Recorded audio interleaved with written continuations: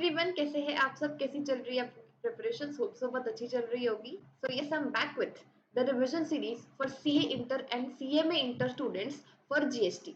आज हम लोग रिवाइज करने वाले हैं टाइम ऑफ सप्लाई चैप्टर। ठीक है, टाइम ऑफ सप्लाई चैप्टर बहुत इंपॉर्टेंट है एंड वो हम लोगों को ईजी बहुत लगता है। बट हमने जब एक बार कॉन्सेप्ट कर लिए, प्रोविजन उसके पढ़ लिए, याद कर लिए, टाइम लिमिट्स जो है, तब तक वो ईजी लगता है।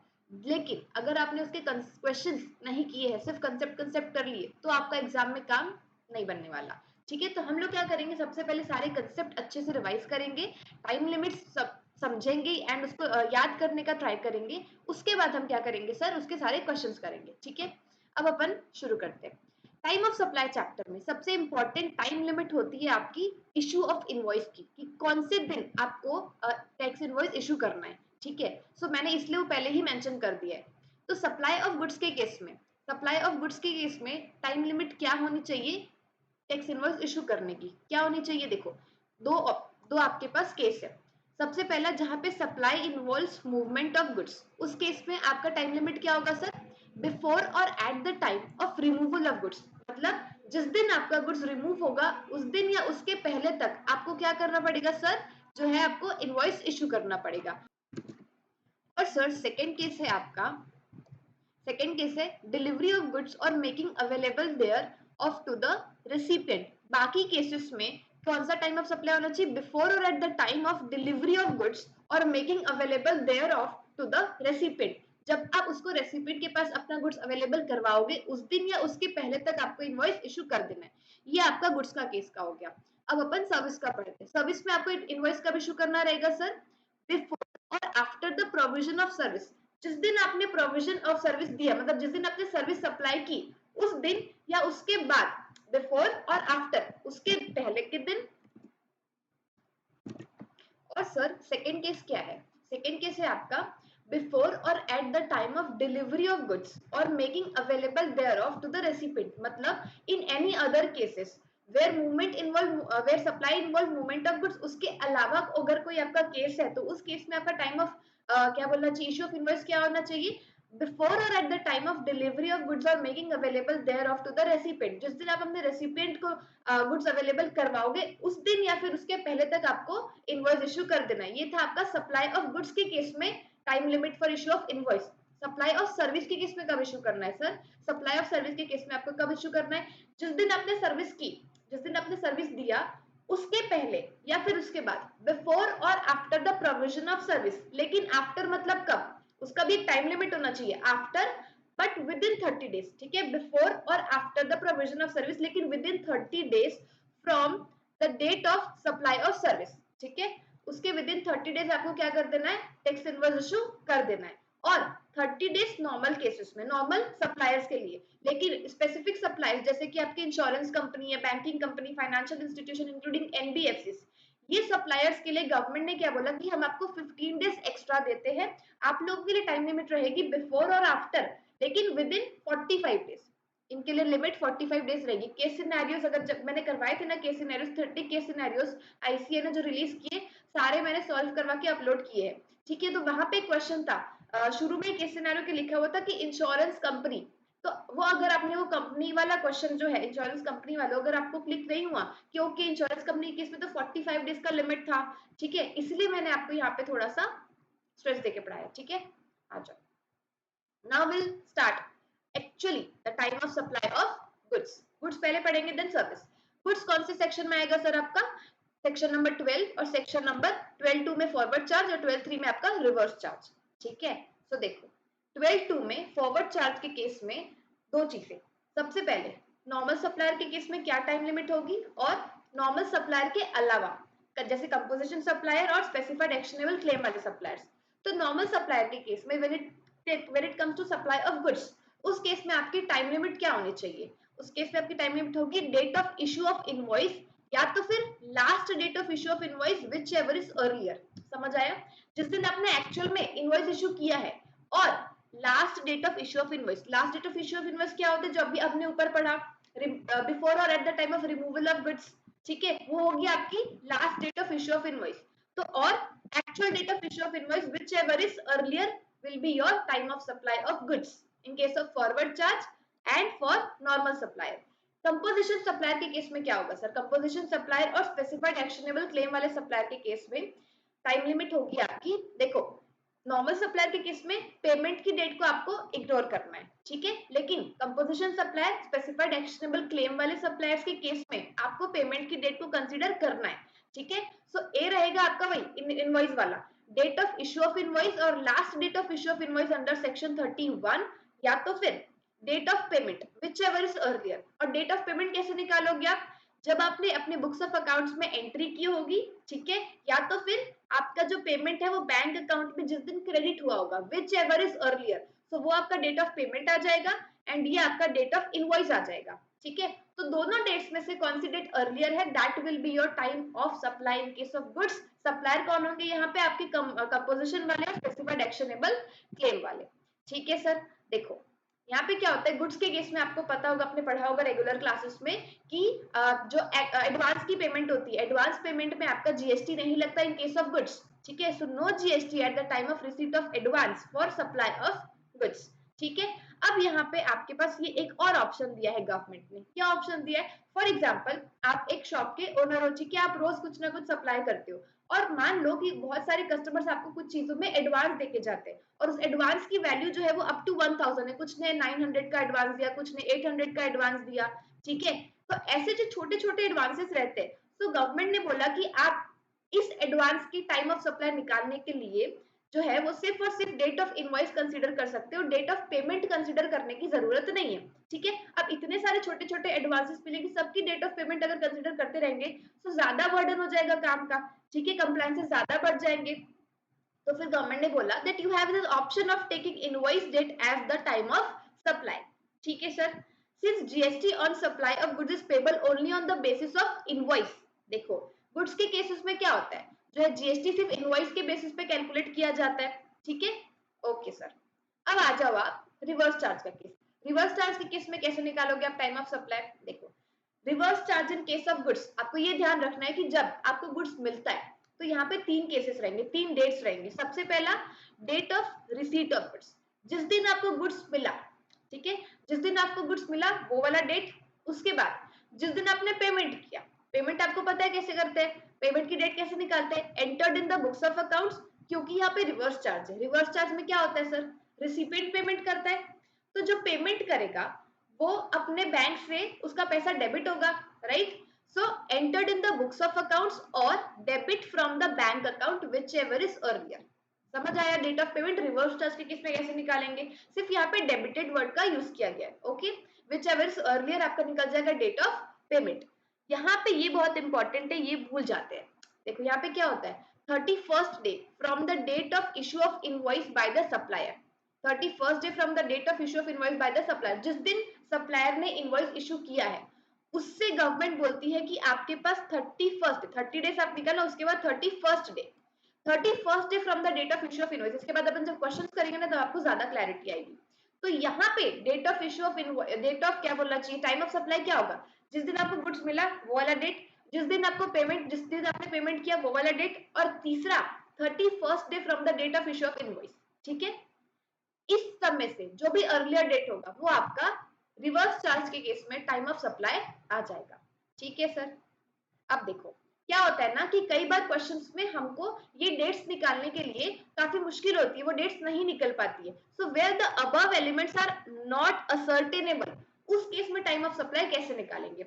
उस केस में आपका टाइम ऑफ सप्लाई क्या होगा, जो रेसिपिएंट होगा, जिसको गुड्स मिल रहा है, जो रेसिपिएंट होगा उसने अपनी बुक्स ऑफ अकाउंट्स में कब एंट्री किए वो वाला दिन हम मान लेंगे कि ये है टाइम ऑफ सप्लाई। कब? सिर्फ एक ही केस में, जब these elements are not ascertainable, उस केस में, ठीक है। सो ये अपना खत्म time of supply in case of goods, forward charge और रिवर्स चार्ज। अब अपन टाइम ऑफ सप्लाई और सर्विस पढ़ेंगे, फॉरवर्ड चार्ज और रिवर्स चार्ज, ठीक है। आ जाओ देखो section 13(2) forward charge, 13(3) reverse charge, और गुड्स पे क्या था, 12(2) फॉरवर्ड चार्ज और 12(3) रिवर्स चार्ज।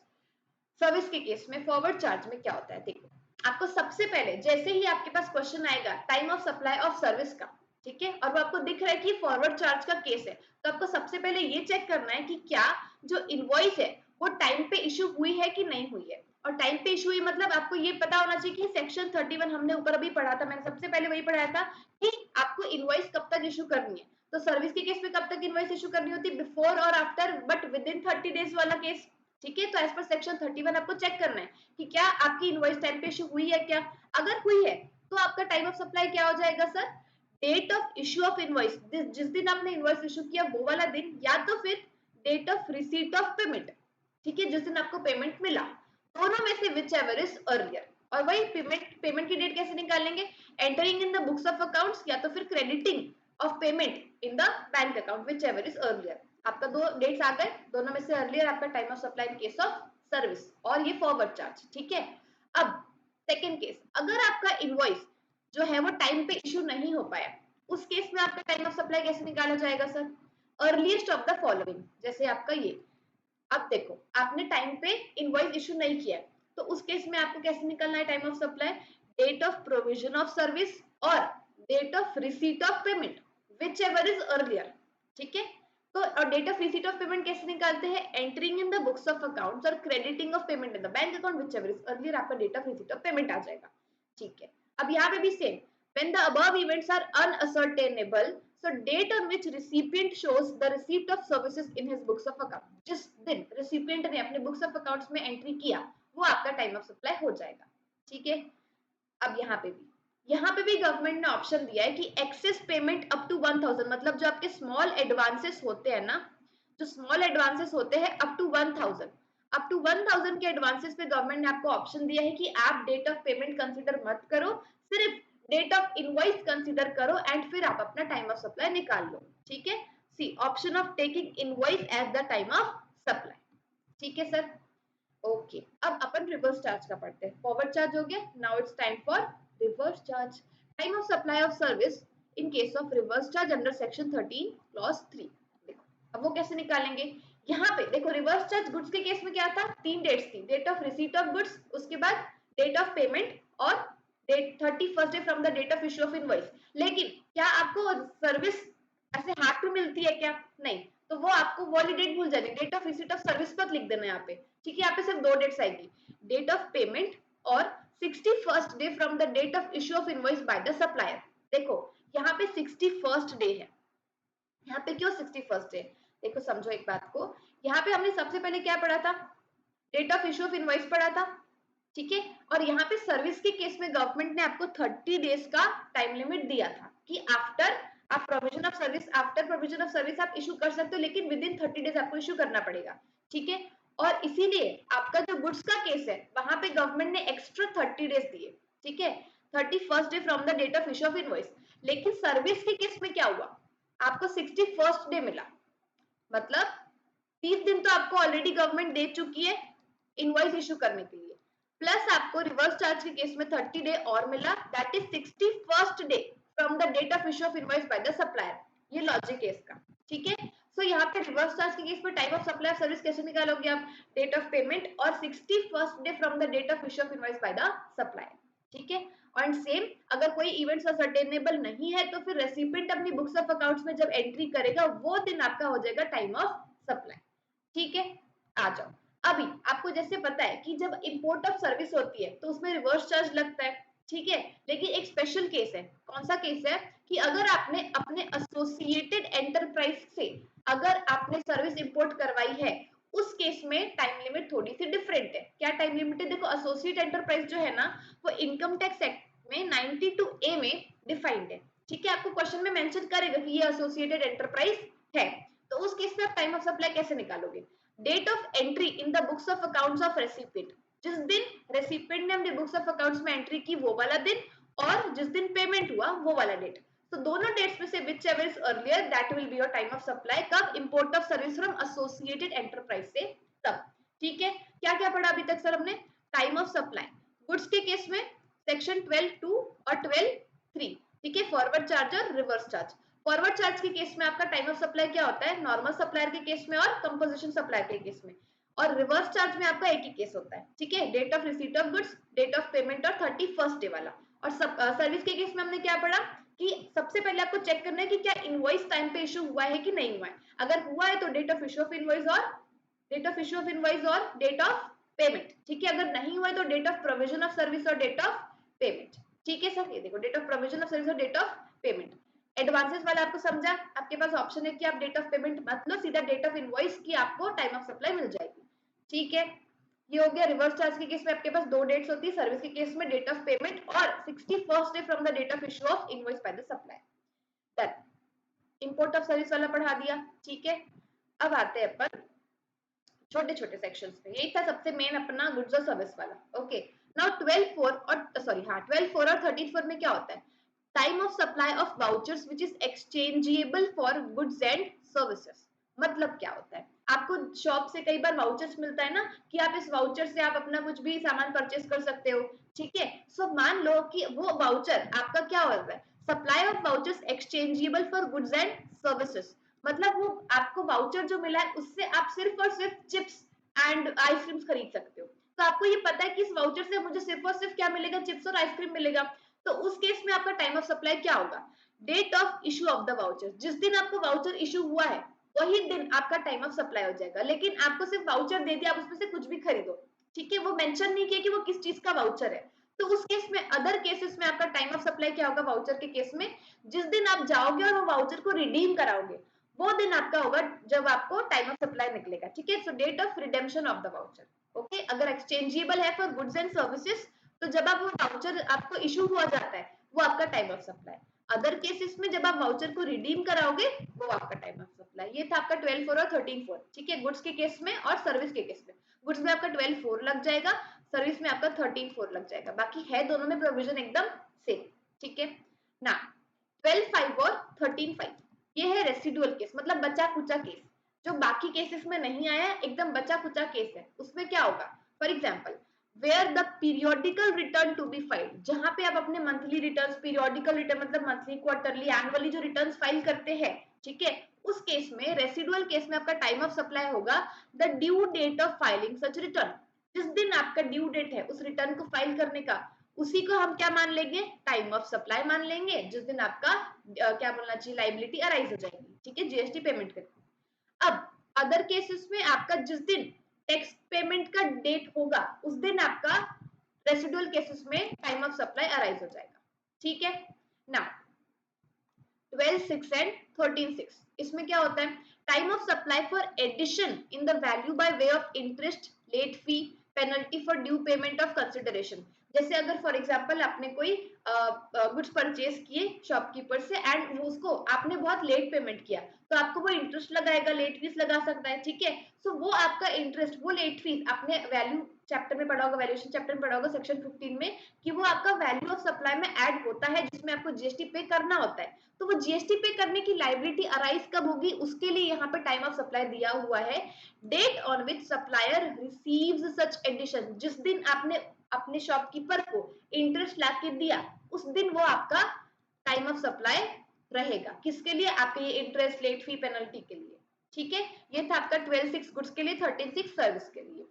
क्लियर? ओके, अब आपका आता है कंटिन्यूअस सप्लाई। कंटिन्यूअस सप्लाई भी आपने पढ़ा होगा, इनवॉइस चैप्टर में भी पढ़ा होगा। ठीक है, सो कंटिन्यूअस सप्लाई क्या होता है सर? देखो, गुड्स के केस में और सर्विस के केस में, सबसे पहले मैं यहाँ पे एक्सप्लेन कर रही हूँ आपको इसका जो इनवॉइस है वो कब तक इशू होता है। जो आपको सर्विसेज मिलती है कंटिन्यूअस सप्लाई, या तो फिर गुड्स मिलते हैं 3 मंथ्स या फिर उससे ज्यादा। ठीक है, 3 मंथ्स और मोर, उससे ज्यादा तक आपको सर्विस, जैसे आपको न्यूज़पेपर मिलता है हर मंथ, ठीक है, और आप मिल्क लेने जाते हैं हर मंथ, तो वो क्या है? आपका कंटिन्यूअस सप्लाई ऑफ गुड्स या फिर कंटिन्यूअस सप्लाई ऑफ सर्विस। ठीक है, तो गुड्स के केस में आपका इनवॉइस कब इशू होना चाहिए? देखो, गुड्स के केस में कब इनवॉइस इशू होना चाहिए? बिफोर और at the time of each successive statement of accounts issued or each successive payment received. ऐसे केसेस में ना क्या होता है कि आपको सक्सेसिव स्टेटमेंट इशू किया जाता है, हर महीने बिल दिया जाता है, फिर स्टेटमेंट इशू किया जाता होगा, या तो फिर हर महीने आप जो पेमेंट करते हो सक्सेसिव पेमेंट, मंथली में एग्जांपल दे रही हूँ, मे बी वो क्वार्टरली हो सकता है। ठीक है, सो ईच सक्सेसिव पेमेंट और each successive statement issued or each successive payment, इन दोनों में से विच एवर इज अर्लियर, जो भी अर्लियर होगा आपका, सो उस दिन या फिर उसके पहले तक आपको इनवॉइस इशू कर देना है कंटिन्यूअस सप्लाई के केस में। ठीक है, ये हो गया आपका गुड्स का केस, बिफोर और at the time of each successive statement issued or each successive payment received. Service के केस में क्या होता है सर? देखो, सर्विस के केस में ना, अगर आपको पता है कि इसकी ड्यू डेट हर महीने की 5 तारीख, हर महीने की 5 तारीख को मुझे पेमेंट करना है, तो अगर आपको पता है कि ड्यू डेट क्या है तो फिर आपको इनवॉइस कब तक इशू करना है, on or before due date of the payment, ठीक है, on or before due date of the payment. अगर आपको नहीं पता ड्यू डेट, ठीक है, तो उस केस में क्या होगा, जिस दिन आप एक्चुअल में पेमेंट करोगे, तो if your due date of payment is not known, तो उस केस में क्या होगा, उस केस में होगा आपका बिफोर और एट द, एक सेकेंड सॉरी,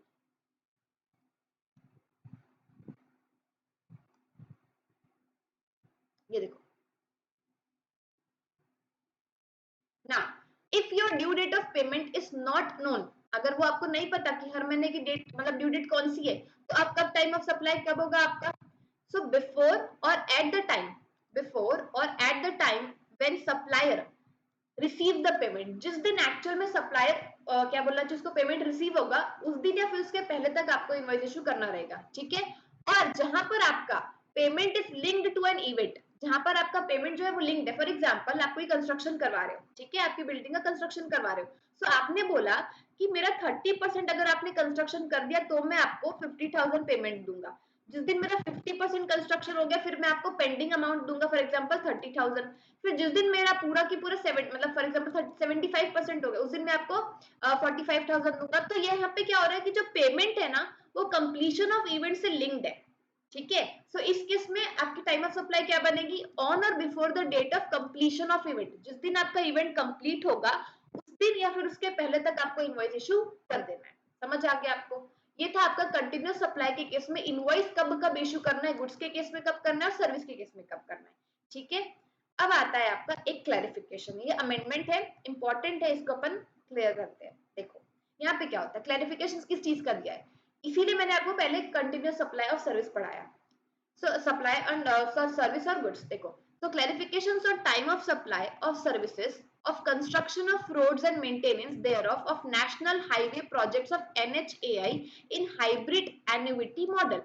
आपको जैसे यहाँ पे क्या होता है कि कंस्ट्रक्शन की बात हो रही है, कंस्ट्रक्शन के केस में यहाँ पे रोड्स और मेंटेनेंस, रोड्स मतलब आप रोड्स कंस्ट्रक्ट कर रहे हो और उसके बाद आप उसका मेंटेनेंस भी कर रहे हो, तो यहाँ पे जो नेशनल हाईवे प्रोजेक्ट्स होते हैं, गवर्नमेंट का प्रोजेक्ट होता है, तो गवर्नमेंट ने आपको क्या बोला है कि आप हमारे लिए ये रोड कंस्ट्रक्ट करो, ठीक है। फॉर एग्जांपल उसमें 4 से 5 साल आपको रोड कंस्ट्रक्ट करने में लगेंगे, लेकिन उसके बाद उसकी मेंटेनेंस में भी आपको टाइम देना पड़ेगा, ठीक है। तो वो आपका मेंटेनेंस जो है वो जनरली होता है आपका over the period of 15 to 17 years, ठीक है। तो यहाँ पे गवर्नमेंट क्या बोलना चाह रही है, यहाँ पे इशू क्या है, अंडर HAM मतलब हाइब्रिड एन्युटी मॉडल, जो कंसेशनायर होता है ना, हैज टू कंस्ट्रक्ट, जो कंस्ट्रक्शन कर रहा है, ठीक है, वो आपका कंसेशनायर है, तो वो जो कंस्ट्रक्ट कर रहा है आपका नया रोड और उसके बाद वो ऑपरेशन एंड मेंटेनेंस सर्विस भी दे रहा है, जो जनरली होती है over the period of 15 to 17 years, and payment भी आपका ओवर द ईयर्स स्प्रेडेड है। तो यहाँ पे जब आप क्या करते हो सर, जब आप अपना रोड कंस्ट्रक्ट कर रहे हो, ठीक है, और उसको फॉर एग्जांपल लग गए आपको 4 to 5 ईयर्स, तो आपको पेमेंट कैसे मिलेगा, हर साल जितना जितना आपका कंप्लीट होगा, ठीक है, उस हिसाब से आपको पेमेंट मिलेगा, ठीक है। तो ये एग्जांपल किसका हो गया, कंटिन्यूस सप्लाई ऑफ सर्विस का, ठीक है, कंटिन्यूस सप्लाई ऑफ सर्विस का एग्जांपल हो गया। अब यहाँ पे इशू क्या था कि इसके बाद जो आपका ऑपरेशन और मेंटेनेंस हो रहा है उसका क्या ट्रीटमेंट करेंगे, उसका कैसे हम टाइम ऑफ सप्लाई निकालेंगे। So what is the time of supply for the purpose of payment of tax. सबसे पहली बात तो ये आपका जो हाइब्रिड एन्युटी मॉडल कॉन्ट्रैक्ट है, ये एक सिंगल कॉन्ट्रैक्ट है, गवर्नमेंट ने आपको बोला है कि आपको पहले 5 साल तक ये रोड कंस्ट्रक्ट करना है एंड उसके बाद क्या करना है, इसका ऑपरेशन एंड मेंटेनेंस करना है, ठीक है। तो वो भी एक सिंगल कॉन्ट्रैक्ट में तो कहा ना, तो यहाँ पे कंस्ट्रक्शन और ऑपरेशन एंड मेंटेनेंस आपका सिंगल कॉन्ट्रैक्ट है, और यहाँ पे जो पेमेंट है वो स्प्रेड किया गया है over the contract period in instalments to be made after specified periods, या तो फिर कंप्लीशन ऑफ लिमिट। हो सकता है कि आपको पता हो कि हर मतलब कुछ टाइम पे मतलब हर 6 मंथ्स में आपको पेमेंट मिलेगा, या तो फिर कंप्लीशन ऑफ इवेंट से आपका पेमेंट लिंक्ड रहेगा। तो ये दोनों एग्जांपल्स, दोनों केसेस किसके हो गए, आपके कंटिन्यूस सप्लाई ऑफ सर्विस के केस के।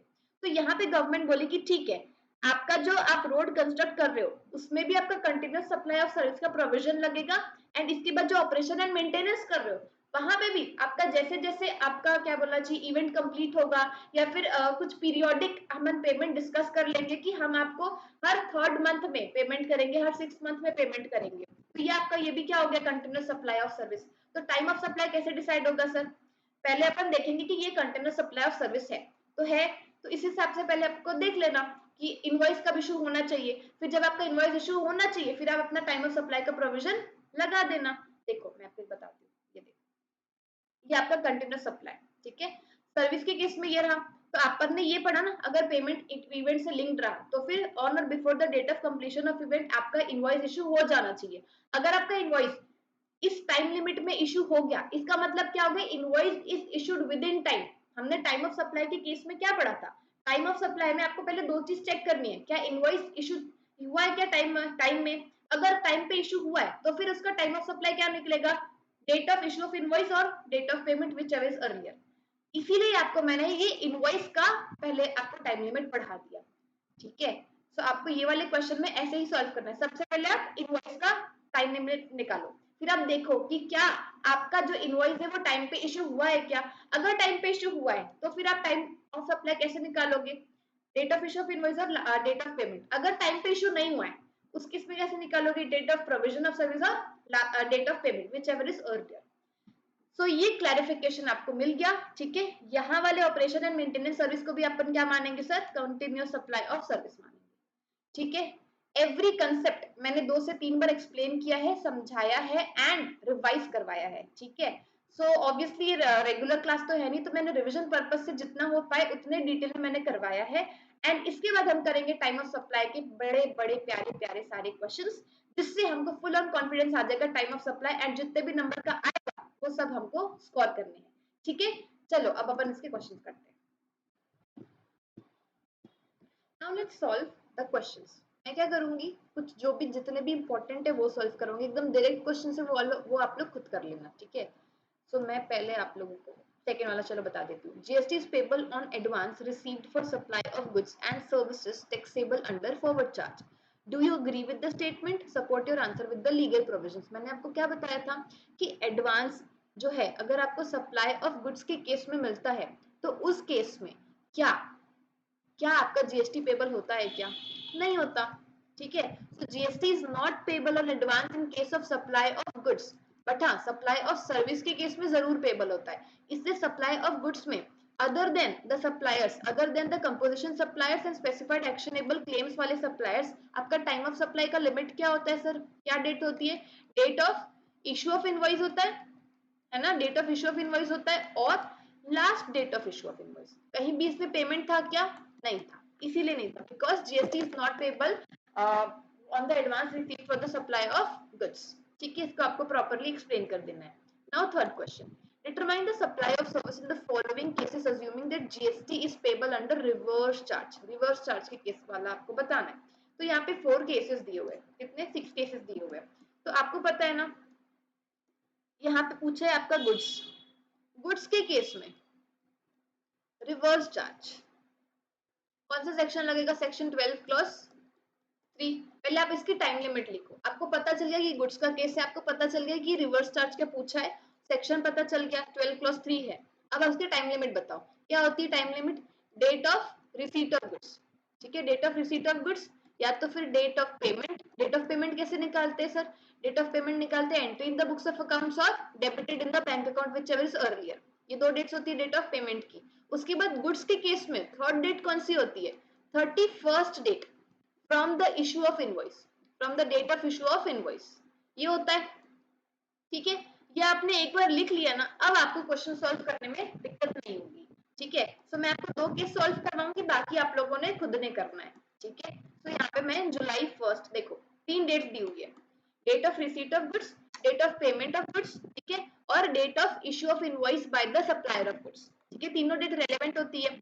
अब यहाँ पर जुलाई 1 क्या है आपका, date of receipt of goods, ठीक है, पहला आपका ये है, पहला डेट ये है। उसके बाद part payment made on June 30 and balance amount paid on July 20। तो देखो यहाँ पे 2 डेट है पेमेंट की, मतलब यहाँ पे आपका जून 30 में क्या हो रहा है सर, आधा पेमेंट हो रहा है, और आपका जुलाई 20 में आधा पेमेंट हो रहा है, ठीक है। सो अब आपको क्या करना है, इसमें 2 टाइम ऑफ सप्लाई निकलेगा। पहला टाइम ऑफ सप्लाई निकलेगा जब आपने आधा पेमेंट किया, दूसरा टाइम ऑफ सप्लाई निकलेगा जब आपने पूरा पेमेंट किया, ठीक है। सो फर्स्ट केस में आपका date of receipt of goods क्या है सर, आपका 1 जुलाई, 1 जुलाई है, ओके। सेकेंड डेट आपकी कौन सी है, मैं आपको यहीं पे लिखवा दूं क्या, यहाँ पे पहला है date of receipt of goods 1 July. Date of payment क्या है? क्या यहाँ पे दो डेट्स दी हुई है क्या? Entry in the books of accounts, debited from the bank account? नहीं, यहाँ पे डायरेक्टली आपको डेट ऑफ पेमेंट दे दिया है। तो आपको जो आधा पेमेंट आपको रिसीव हुआ है कब? जून 30 को, तो वो आप यहाँ पे लिख दो। ठीक है, जून 30। अब 31st day from the date of issue of invoice, 31st day from the date of invoice मतलब आपका इनवॉइस कब इश्यू हुआ है? जून 29। यहाँ से आपका 31st डे, ये आपको कैलकुलेट करना है सही से। ठीक है, तो जून कितने दिन का होता है? 30 दिन। ठीक है, -29 करोगे तो जून का एक दिन बचा। ठीक है, सो एक दिन जून का, जून के बाद आता है आपका जुलाई। यहाँ पे आपका 31st डे होना चाहिए। ठीक है, सो यहाँ पे आपको टोटल 29 जुलाई तक रहेगा। तो टोटल यहाँ पे ये 30 हो गया, और 31st डे, 31st डे मतलब 29 के बाद 30 जुलाई, 30 दिन आप कैलकुलेट करो। उसके बाद वाला दिन आपका टाइम मतलब वो आपका डेट ये होगा 31st day from the date of issue of invoice.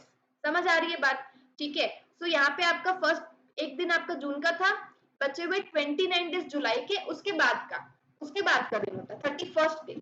तो यहाँ पे टोटल 30 डेज हो गए।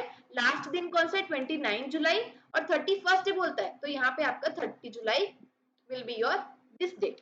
कौन सा डेट? ये 30 जुलाई। समझा बात? तो विच एवर इज अर्लियर, कौन सा अर्लियर है? 30 जून जो है वो आपका टाइम ऑफ सप्लाई हो जाएगा। कौन से के लिए? पार्ट पेमेंट के लिए, जो आपको रिसीव हुआ था जून 30 को। अब बैलेंस पेमेंट के लिए जो आपको कब रिसीव हुआ है? जुलाई 20 शायद, यस, जुलाई 20। तो यहाँ पे क्या हो जाएगा? सेकेंड केस में यहाँ पे ये जुलाई 20। ठीक है, ये तो भी सेम रहेगा और ये भी सेम रहेगा। सो दिस और this, which ever is earlier, तो आपका 1 जुलाई हो जाएगा इस केस में आंसर। समझा? एक का आंसर होगा जून 30, एक का आंसर होगा सर आपका जुलाई का। ठीक है, 1 जुलाई।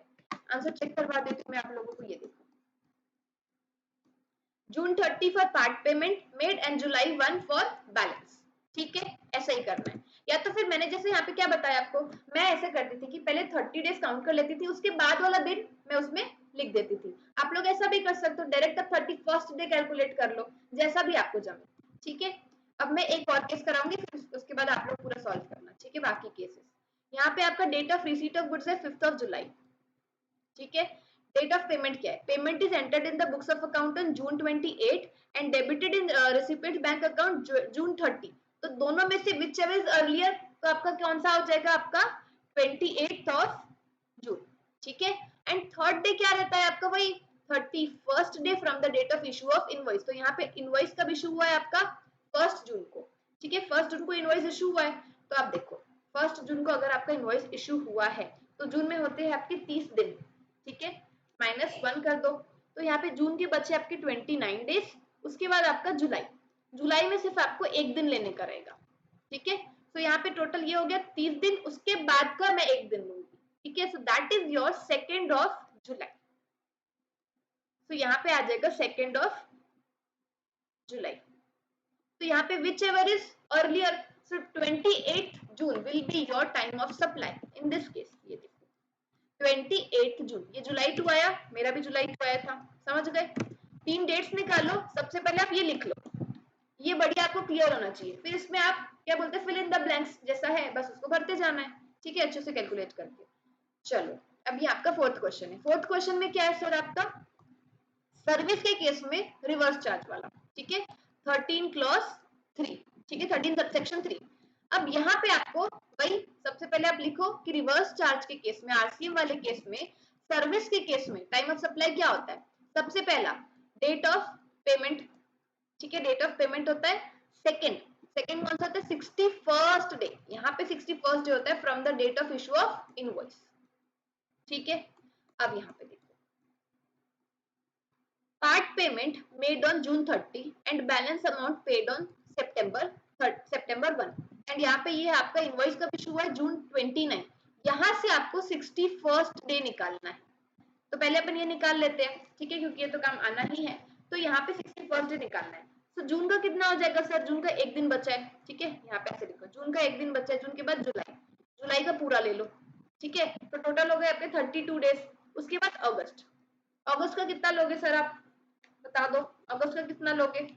अगस्त का ले लोगे आप 29 अगस्त। ठीक है, सबको टोटल करो कितना आएगा 29 प्लस 1 प्लस आपका 31, so that is your 61st day. समझा बात? तो यहाँ पे कितना आ जाएगा ये आपका 29 अगस्त। समझे? 1 जुलाई का जून का बचा था, जुलाई का 31 हो गया और आपका अगस्त का 29। तो आप अगर सबको टोटल कर रहे हो तो टोटल आ रहा है आपका 61, जो कि वही आना चाहिए 61st डे।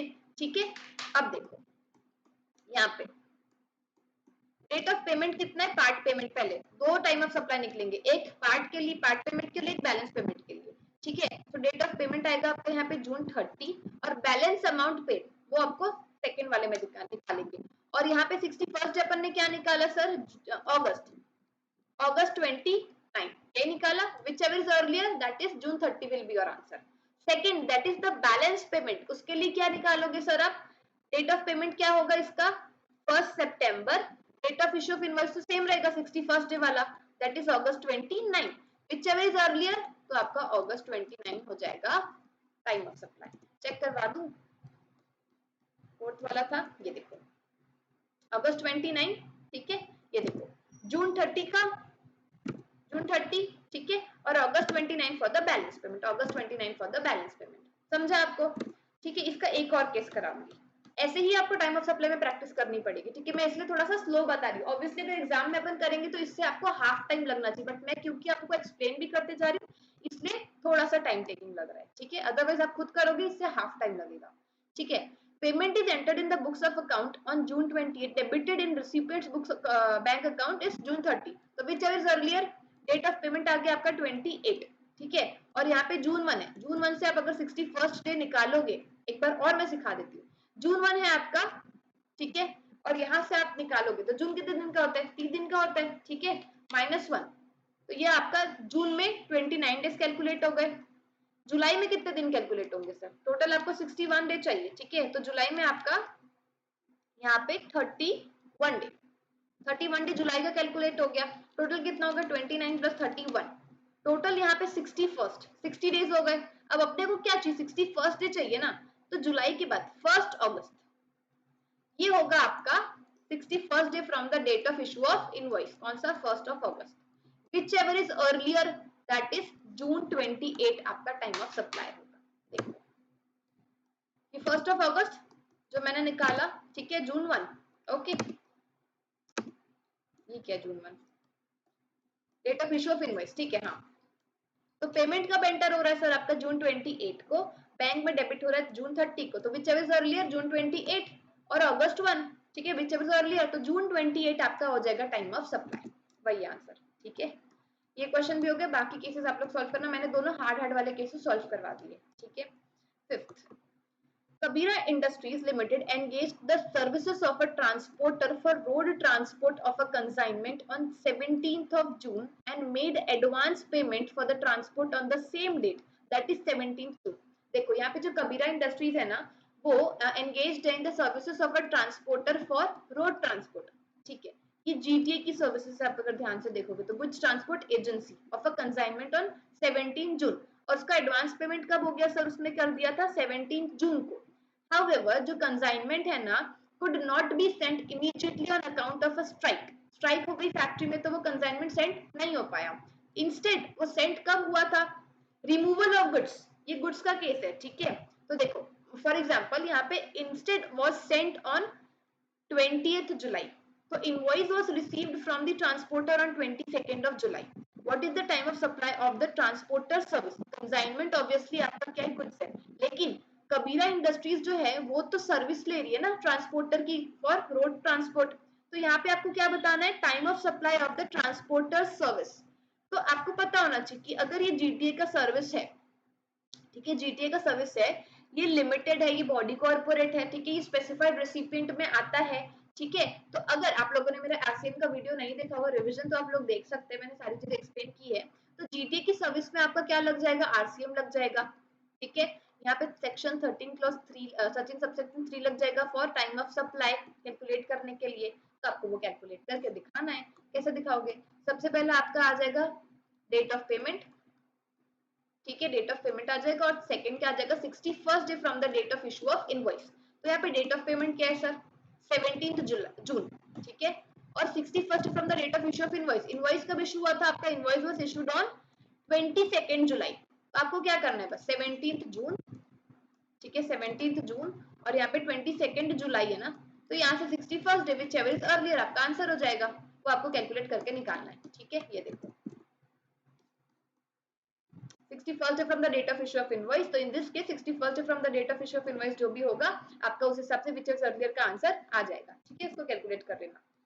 बट ऑब्वियसली बात है आपका जो है एक सेकेंड, हाँ 17 जून ही अर्लियर होगा, ठीक है, क्योंकि ये तो 22 जुलाई, उसके बाद आपको इसका 61st कैलकुलेट करना है, आपको थोड़ा सा दिमाग भी यूज करना है, ठीक है, ताकि आपका कैलकुलेशन प्रोसीजर थोड़ा कम हो जाए। ओके, नंबर 6 देखो, ये भी अच्छा क्वेश्चन है बहुत। Raju private limited receives the order and advance payment on 5 जनवरी। उसको पेमेंट कब हुआ था, 5 जनवरी को, और ऑर्डर भी तभी मिला था, तब उसको एडवांस पेमेंट मिल गया for carrying out an architectural design job, ठीक है। Now it delivers the designs on 23 April and by oversight, कोई भी उसने इनवॉइस इशू नहीं किया था at that time, and it is issued much later, बहुत ज्यादा बाद में उसने इशू किया इनवॉइस, after the expiry of prescribed period of for issue of invoice. आपको क्या बताना है, time of supply of service बताना है। अब आपको पता है कि time of supply of service के केस में, फॉरवर्ड चार्ज के केस में आपको ये देखना होता है कि क्या आपका इनवॉइस टाइम पे इशू हुआ है क्या, अगर हुआ है तो ठीक है, तो उसके केस में टाइम ऑफ सप्लाई क्या होगा, date of issue of invoice or date of payment whichever is earlier. लेकिन अगर आपका इनवॉइस जो है वो टाइम पे इशू नहीं हुआ है, तो उस केस में आपका टाइम ऑफ सप्लाई क्या होगा sir, date of provision of service or date of payment whichever is earlier. तो यहाँ पे आपको उसने बता दिया है कि इनवॉइस जो है ना वो बहुत बाद में इशू हुआ था, वो भी after the expiry of prescribed period of the issue of invoice. तो इस केस में आपको क्या लेना पड़ेगा, date of provision of service that is 23 April आपका date of provision of service है, और डेट ऑफ पेमेंट जो कि है आपका 5 जनवरी विच एवर इज अर्लियर।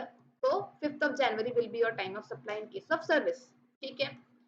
अब investigation shows that 150 cartons of ceramic capacitors were dispatched on 22nd August, but no invoice was raised and the transaction dispatch of cartons जो है वो entered ही नहीं किया था उसने बुक्स में। There was no evidence of receipt of payment, ठीक है, कोई एविडेंस भी नहीं था कि क्या पेमेंट आपका रिसीव हुआ है कि नहीं हुआ है। आपको क्या बताना है, time of supply of 150 cartoon for the purpose of payment of tax.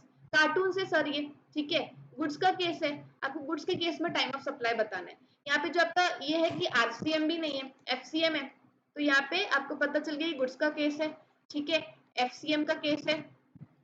अब आपको बताना है 12 सबसेक्शन 2 के केस में टाइम ऑफ सप्लाई क्या होता है गुड्स के केस में, नॉर्मल सप्लायर है ना, कंपोजिशन है ना, स्पेसिफाइड एक्शनेबल क्लेम वाला है, तो इस केस में हो जाएगा आपका date of issue of invoice, ठीक है, और लास्ट डेट ऑफ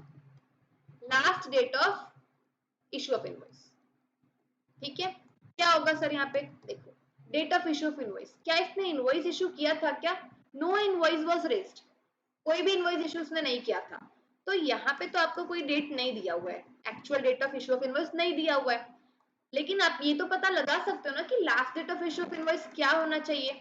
तो देखो इन्वेस्टिगेशन शोज दैट, ये तो चलो ठीक है, बट डिस्पैच, हाँ, रिमूवल ऑफ गुड्स कब हुआ है, गुड्स के केस में इनवॉइस कब इशू होता है, बिफोर और at the time of removal of goods, तो 2 August will be your last date of issue of invoice and this is the time of supply, क्योंकि बाकी ये वाली इंफॉर्मेशन तो दी नहीं है आपको, दिया है तो सिर्फ 2 अगस्त वाला डेट, ठीक है।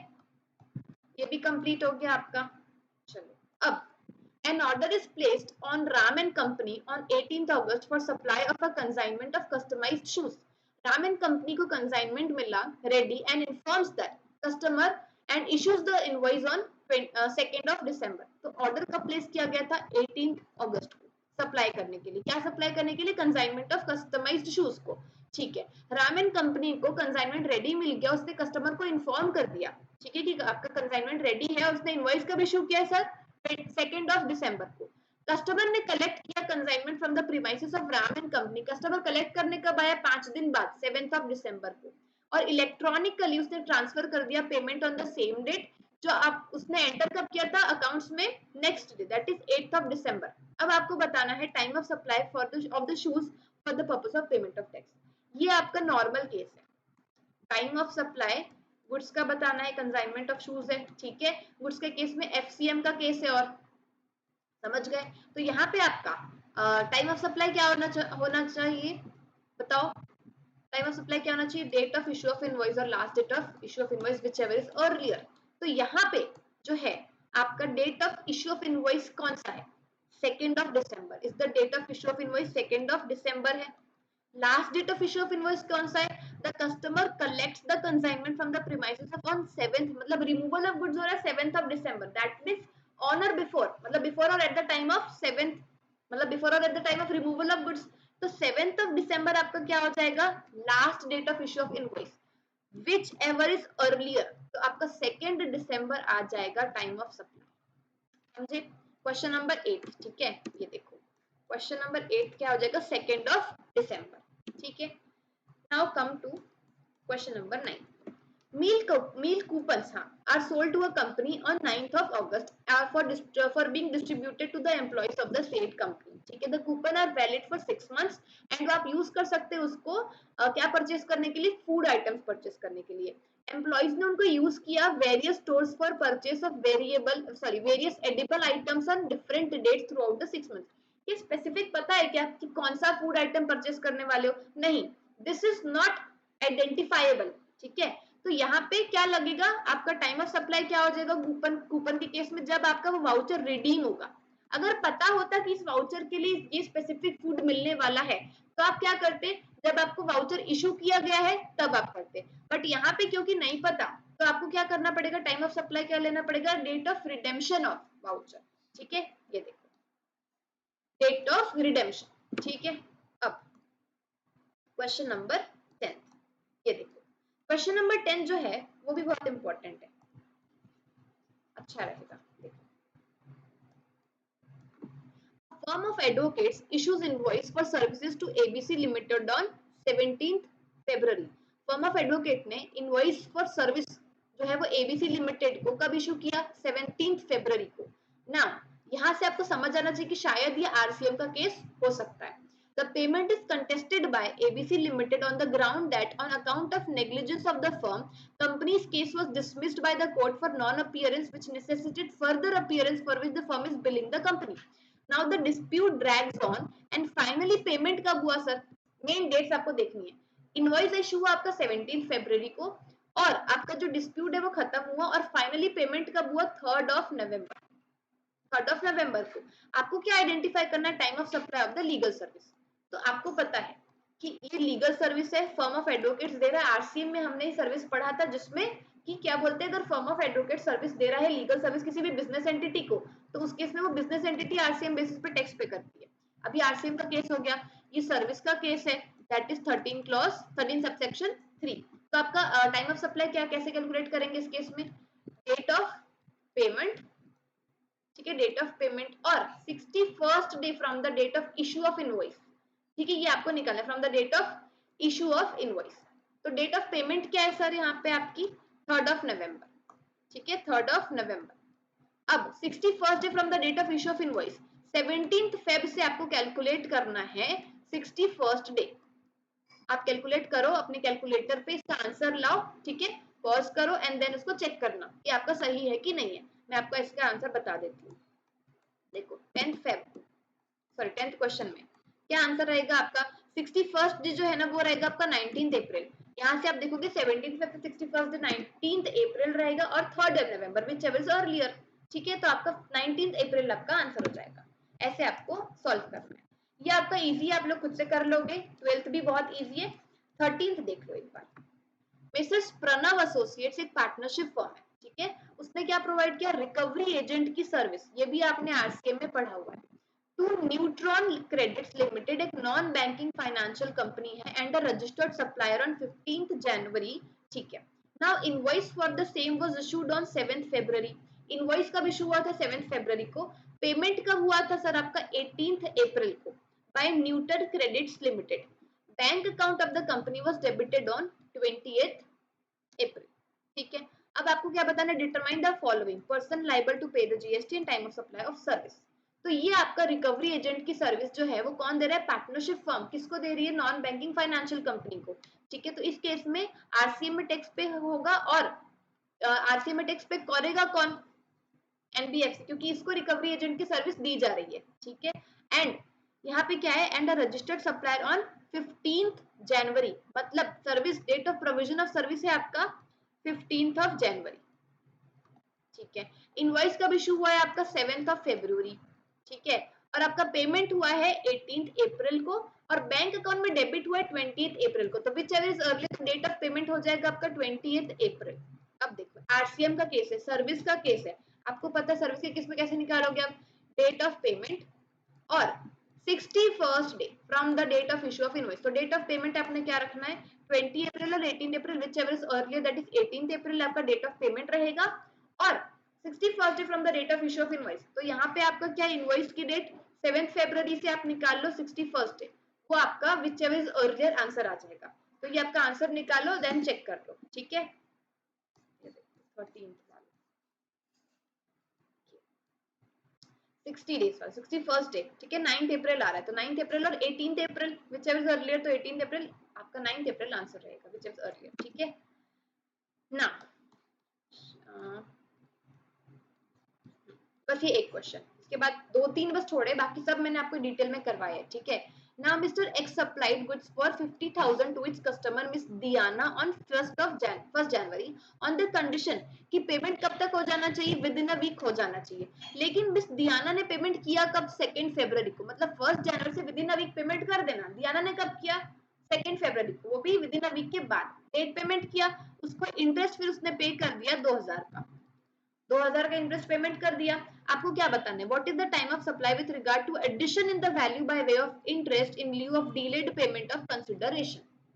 यहाँ पे आपको टाइम ऑफ सप्लाई बताना है, ये जो एडिशन इन वैल्यू हो रहा है ना इंटरेस्ट का, उसका टाइम ऑफ सप्लाई, ये मैंने आपको पहले रिवीजन करवाया था कि अगर आपका इंटरेस्ट लेट फी पेनल्टी मिलता है तो उस चीज का टाइम ऑफ सप्लाई कब होता है, एक्चुअल डेट जिस दिन आपको एक्चुअली वो रिसीव हुआ है ना, उस दिन आपका वो टाइम ऑफ सप्लाई कहलाएगा, ठीक है। टाइम ऑफ सप्लाई वो होगा, तो 2 फरवरी को आपको मिला है ना 2000, तो ये 2 फरवरी ही आपका क्या हो जाएगा, time of supply of this interest amount, ठीक है।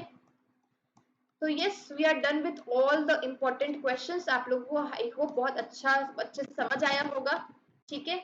और अगर अच्छे से समझ आया हो तो आप लोग कमेंट सेक्शन में बताना, और अगर कोई डाउट हो तो वो भी आप लोग कमेंट सेक्शन में बता सकते हैं। मेरा टेलीग्राम चैनल ज्वाइन कर लेना नोट्स के लिए, ठीक है। और कोई भी डाउट हो बिल्कुल आप लोग कमेंट सेक्शन में पूछ सकते हैं। सो और ऐसी और वीडियोस आती रहेगी, इंपॉर्टेंट चैप्टर्स के revision videos plus question series, ठीक है। So do subscribe my channel, also share with your friends, ठीक है। सो आई होप आपको अच्छा लगा होगा। मिलते हैं नेक्स्ट वीडियो पे, till then all the best, prepare well, thank you for watching.